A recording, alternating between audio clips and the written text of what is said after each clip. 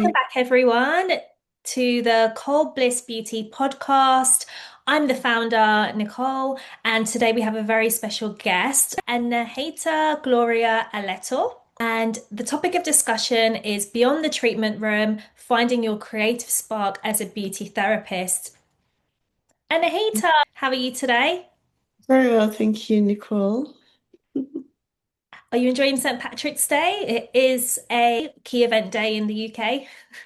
Well, I'm relaxed as all. I'm home working today, so maybe I'll see. I'll see some. Well, I'm sure there'll Yeah. be some great events this evening. Today, we're uncovering a fantastic topic, and I'm so happy to have you on here because I know you have crafted such a beautiful art background. I've worked with you personally in a spa professional setting. Share more about yourself with the viewers so they can understand your art background and what got you into beauty therapy. My name is Anehita Gloria Aleto. Most people call me Anehita, but when I'm at work, just like Nicole and everyone else, they call me Gloria. So I'm a self-taught artist. My name is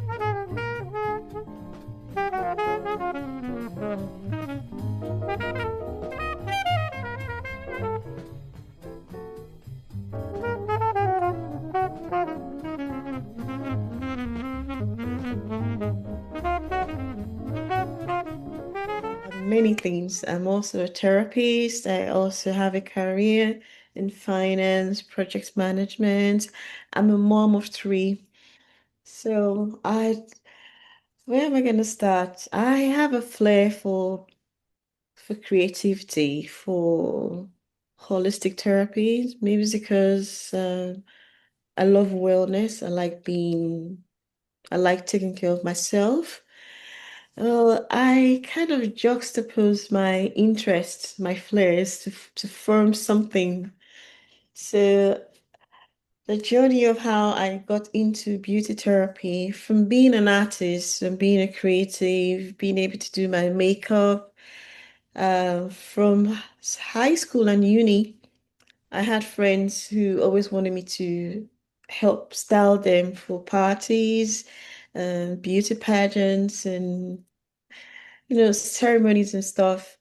So I decided to perfect my skills on in makeup. So I came to London to London School of Beauty and Makeup, and I from there I got introduced to beauty and health therapy, and that's why I became a therapist. So I at that point in time I was also working in finance, and I set up my own spas, and it did pretty well. I was doing both things, and at some point when COVID came, challenges in businesses. I had four branches of my business at the time. It was called Aesthetic Grandeur, modern day gym and spa. It was affiliated to a few five-star hotels back in Nigeria. So when COVID came, it affected businesses, and I had a lot of change going on in my life, kids growing. I had to move to a new location, and that folded up. So I thought that I wasn't going to practice anymore. Then I went back into my art, and somehow I find myself again going forward years later doing everything at the same time, but beauty therapy, art. I kind of find balance doing the things I love, and I find that it's like art and it transcending from one thing leading to another, and it all kind of works for me. So I'm never ever busy. I'm always doing the things I like. So being an artist helps me to be a better beauty therapist, because um my passion is embedded in everything I do. So being a therapist and an artist, they make me do better in both fields, in the sense that because of my skill, in as an artist, I do very well in beautifying people with makeup, permanent makeup, um, microblading and stuff. And also, because of the passion I have inside of me, those are moments of stillness and being myself. I'm enjoying what I do. Those are two things I really enjoy doing, treating my clients, making them feel better, making them feel better. It feels like meditation. It feels like self-healing. I'm able to give back. So it's not always about, I don't feel it's about decorating spaces only. I'm also de making people feel better. You're decorating spaces and as an artist to make the place look better. But as a therapist, it makes me contribute to making people feel better about themselves and also wherever they are emotionally, physically. So you see how I feel, how this is how I feel it all kind of relates to each other about what I mean, wellness, beauty, creativity. It's all to me, it's just they just go together hand in hand. I guess I might not be able to express this, but that's just uniqueness as far as I can express it for myself. That's beautifully explained. And to hear your transition from being a successful business owner to closure to then going back into your creative spark, which is art primarily, it really does show that you returning to yourself, to that spark, Yeah. has given you that inner drive to continue being a fantastic beauty therapist and really delivering the best techniques to your clients. So I Yeah. feel like art is a good way for beauty therapists listening to this, for them to unleash something in themselves that will not just brighten up their own day, but brighten up other people's lives as well. Yes, exactly. It's the transferal of energy. That's how it sounded on your end. Exactly. Um, Exactly. yeah. Exactly.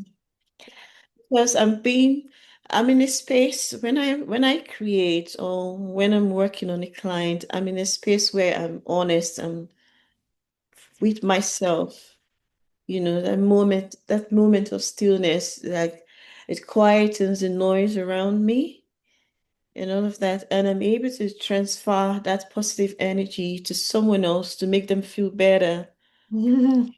That's how it is. So it also gives me joy, makes me feel happy. It gives me some kind of self-fulfillment and actualization to be able to give some sort of healing. It might not be noticeable at that point in time.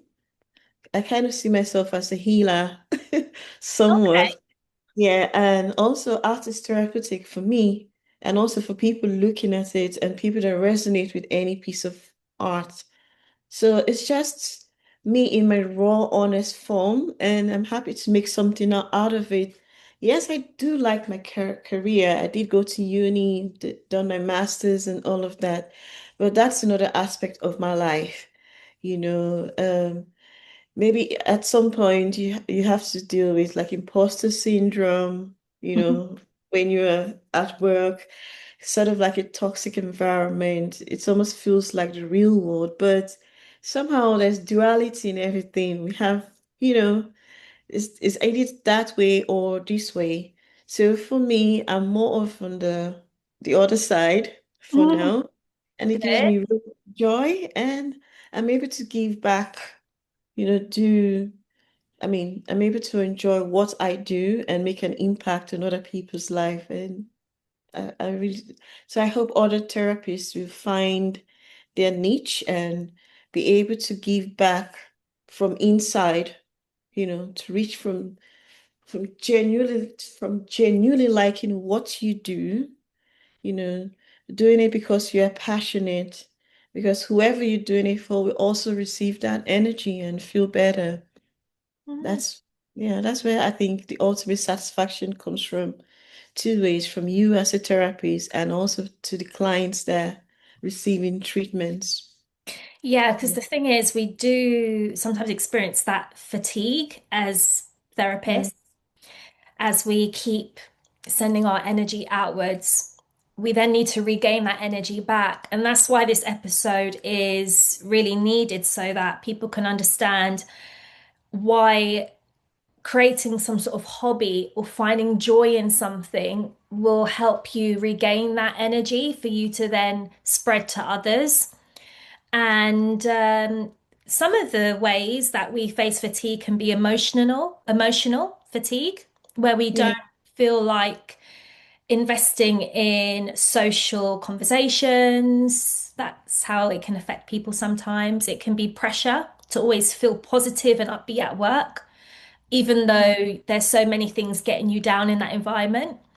It can be physical tiredness, so wrists being a big one, joint yes. pain, arthritis. Some people develop that. It can be musculoskeletal disorders such as lower back pain, upper back pain, shoulder pain, and also just general burnout. And it can leave people feeling very disconnected from what they're doing. Yeah. And this is where I feel like a creative spark such as art, something that doesn't require so much physical energy, where you're running or jogging, that can really support someone's personal growth and spark an interest in them that will give them enlightenment inside.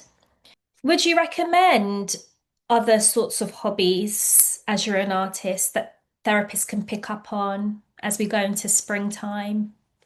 Oh, well, I totally agree with what you're saying. I even learned something from what you're saying, and I realized that I'm lucky to have something else that I do on the side. Because honestly, even sometimes I get tired when I paint, from one painting to another. So same way as a therapist, you get burnouts from working. So you have to, it's good to have something else. I know quite a good number of therapists that have other things to do. Some people work in a cafe, working at mean, then part-time as a therapist. And that could be also challenging, but I don't think, for me, this is my own opinion, like a hobby will actually help something you really enjoy doing, not something else that's going to put you under some sort of pressure.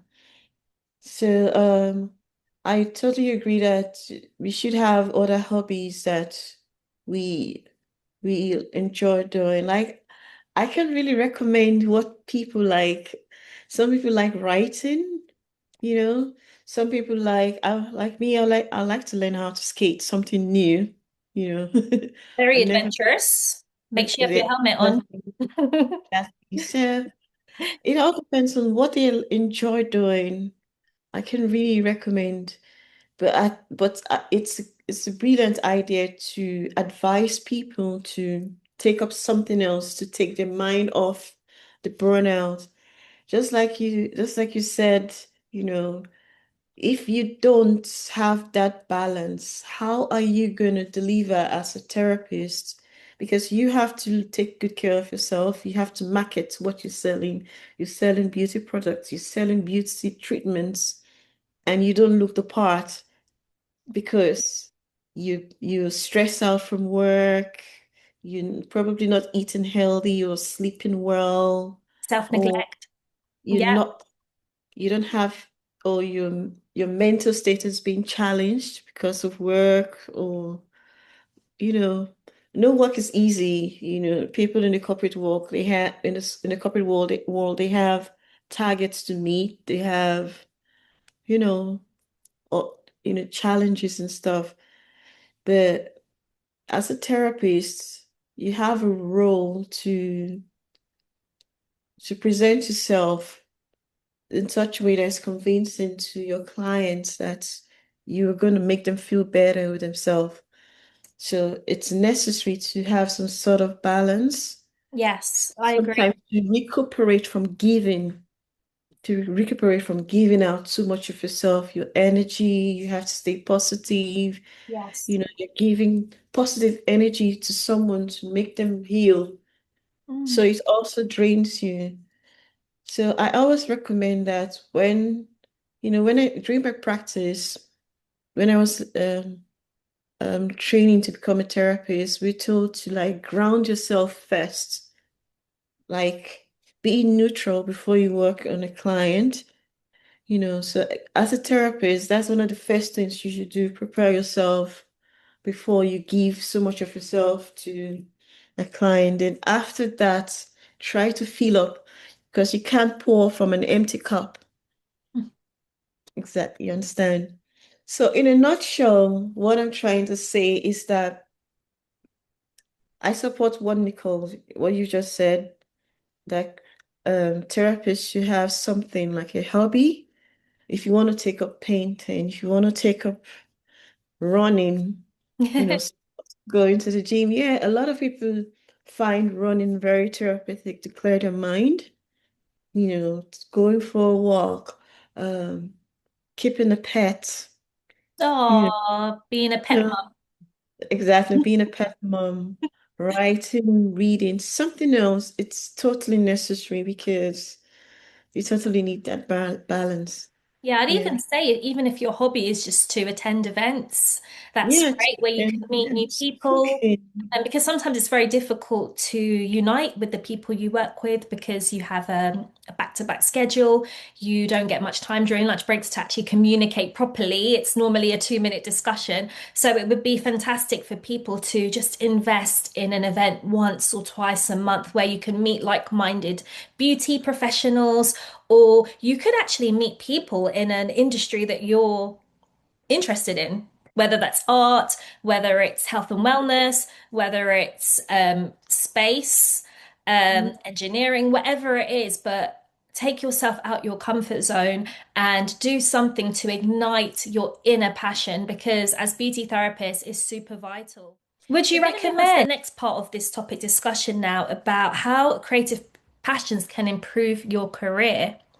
Because I personally believe that anything you expose yourself to can be highly impactful to your daily work, Yeah, whatever industry you're in. So, Anita, a question for you. Can creative passions improve confidence in the workplace? I believe that creativity, yes, can improve confidence and productivity in the workplace. Good one. Productivity. I love that word. Yeah.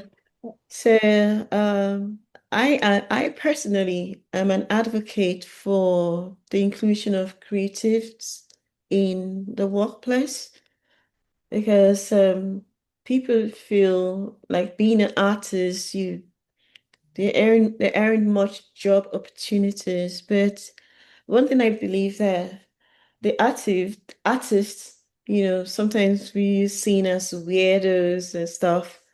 They are the visionaries, they are the thinkers.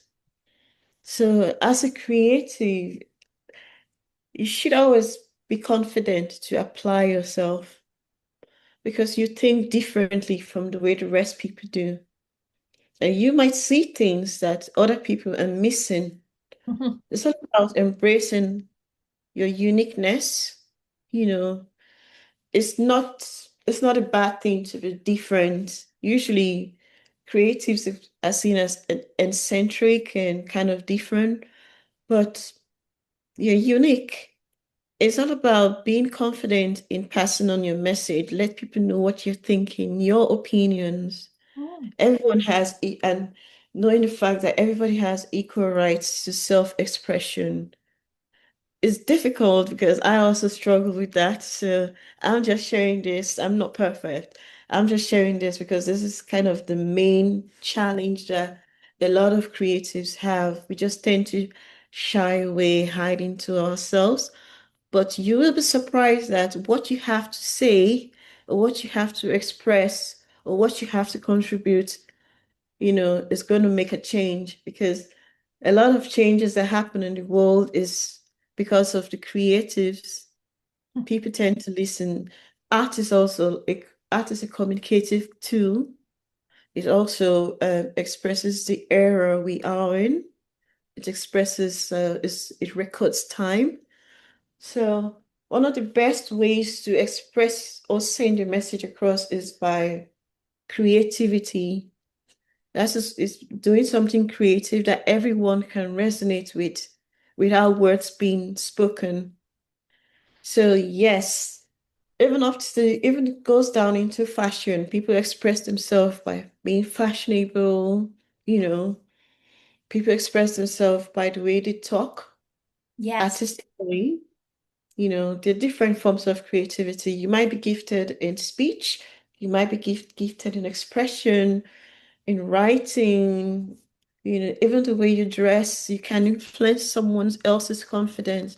So there are different ways we could contribute, so it's all about being true to yourself, accepting yourself first as a creative.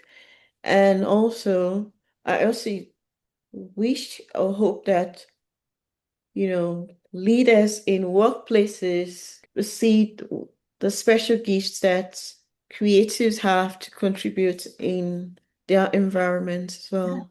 100%. I agree with that. I don't think leaders do that enough in our industry, where Mm, they spot an individual that has a strength or has a different way of delivering something or a message or a technique, and they don't address it in a positive way. It's overlooked most times, and I feel like that's why it's so important for us as individual beauty professionals to take the advantage of finding a hobby in our free time that we enjoy, that gives us the confidence we yeah. need so that we Mhm. don't seek it from people in the workplace. Because there are many, many young professionals joining this industry that may lack that confidence and they may seek that, but they won't realize that they won't get it from them unless you are pally pally with them or you have that connection. But if you don't look like them as well, there could be that instant, it would just be unrecognizable to them because they wouldn't notice you. So it's Yeah. up to you as an individual to really take time, like Anehita said, use that stillness in your day to reflect and think about what you want to achieve in your life besides those four walls in the treatment room. Just to add to what you said, that creative spark is what makes you unique, you know, and the creative spark comes from your passion. So there are many things that may want to kill the passion you have for whatever your interest is. So for you to do better is about having that interest and passion. There isn't much difference between those two. So, and passion itself is a tonic to life. It's the extra spice that makes you unique in anything you're doing. It makes you unique in the way you think and the way you deliver and the way you work, the way you interact. So, and that also, in the long run, makes you a better, when you own it and recognize it and apply it, it makes you a better therapist. That's what I think. I totally agree. Mm. We've Yeah. covered so much in this message, and thank you for your depth. Thank you for your openness and your presence today, Anita. This wasn't rehearsed. I said, you know what? I'm not going to think about it. I'm just going to say it straight from the heart. I can do how, just as the questions comes, I'm just going to say it straight from the heart. So thank you so much for having me. And I hope many other therapists will enjoy and learn something from this. I'm sure Yeah. they will. I want to end with the closing statement for anyone listening to take away. Your passion doesn't end at the treatment room door. Sometimes the most beautiful glow you can give your clients comes from the life you create outside of work. Certainly.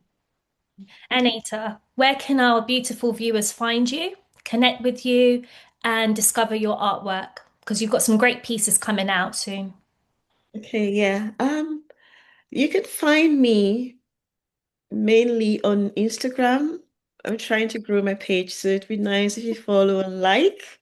Um, I'm also on T TikTok, but not seriously for now. So you can find me on Instagram as another solo artist.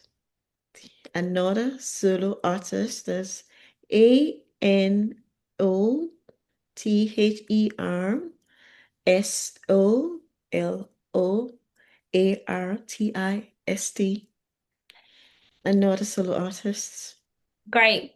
I'm going to put the links in the bio and everyone can reach out to you. Thank you so much for having me, Nicole. I'm so grateful you came on today, and I do hope that this encourages others to find their inner spark and find joy in life because that's really important every day we show up for others.